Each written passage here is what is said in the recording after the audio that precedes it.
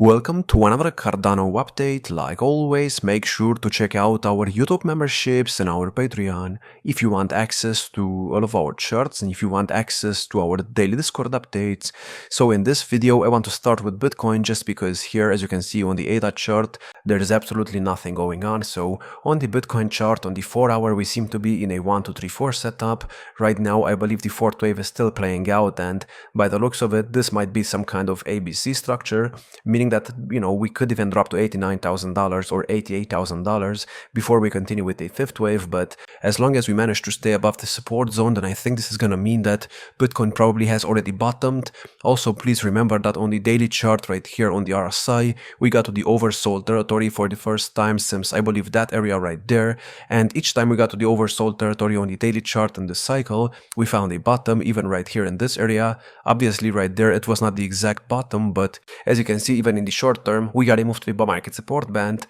and before that, I believe it was right here in 2023. And speaking of this area right here, we got to about, let's say, $25,000, and the RSI went to about 20, and right now in this correction to the downside, we went to $80,000, and again, the RSI went to 20, so I think right now, we're gonna get a move to the upside. And please remember what I said yesterday, the move that we are getting right now looks very similar to what we had over here after we bottomed, because here after we bottomed, I believe we went up about 15% in a matter of 8 days, and that's exactly what we did right now as well. We found that low and then we went up about 15%, and in that area we went sideways for a couple of days, and only after that we started going above the bull market support band. Obviously getting above the bull market support band right now is gonna be way more difficult, because I believe back in this area over here to get above it, we only needed to go up about, let's say, 30%, and right now to get above it we need to go up about 40%, so it's gonna be more difficult, but I don't think it's impossible, just because, we got to the oversold territory, and also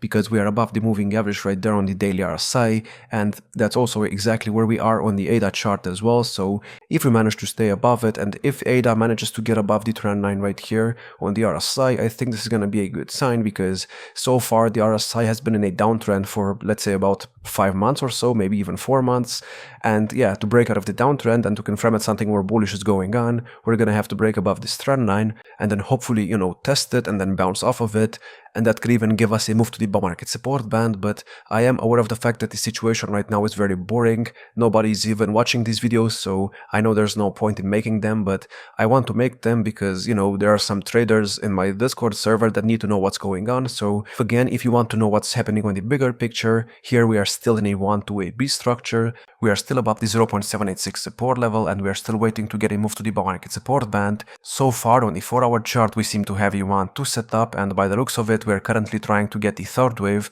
The target for that is at 46.6 cents, but if we get rejected by the moving average on the RSI again, this could lead to another low right here, which could either put us at the 0.786 support level again, or in the worst case scenario, maybe at around 31.8 cents to get to the much bigger 0.786 right here, which is the 0.786 support level of another wave count, which is this ABC structured for the first wave and another ABC for the second wave move down. So even if we drop below this support zone, we should manage to bounce in this area, and if we do not, then on the much bigger picture on the weekly chart, you could say that maybe we have already bottomed, because this could easily be counted as some kind of 1, 2, 3, 4, 5 setup for an A wave, and what we had over here could be an ABC structure for a B wave. Please keep in mind that during this move to the upside, we got to the 0.618 resistance level of the A wave, and that's usually where, a B wave goes to. So right now, if we do not want to get the C wave for the downside, and if we do not want ADA to get to around, let's say, 13 cents in the next couple of months,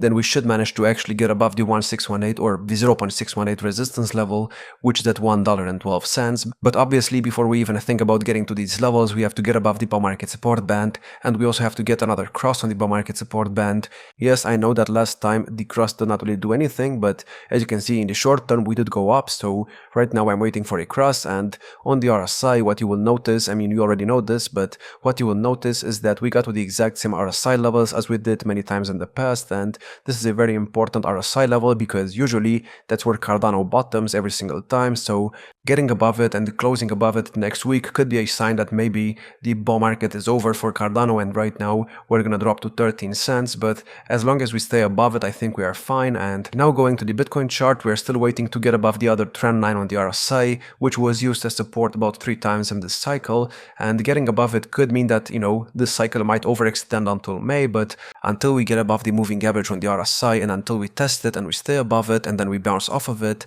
I'm not going to be able to confirm that, because this could easily turn into a much bigger ABC structure. But please remember that everyone right now is calling for a bear market, meaning that we're probably not in a bear market, because usually a bear market starts when everybody expects it the least. So if you look at the Fear and Greed Index, I believe right now we're at about 28 and we are in fear, and it has been an extreme fear a couple of days ago, and it was an extreme fear for like a week straight. So I think this means that we're gonna get a move to the upside at some point, because usually when people are fearful, you should be greedy, and when everybody is fearful, that's when the markets usually start turning around. But we'll see if that plays out. And that's pretty much it. I hope you enjoyed. If you did, make sure to check out our YouTube memberships and our Patreon if you want access to all of our charts, and if you want access to our daily Discord updates. Like, subscribe, and I will see you in the next one.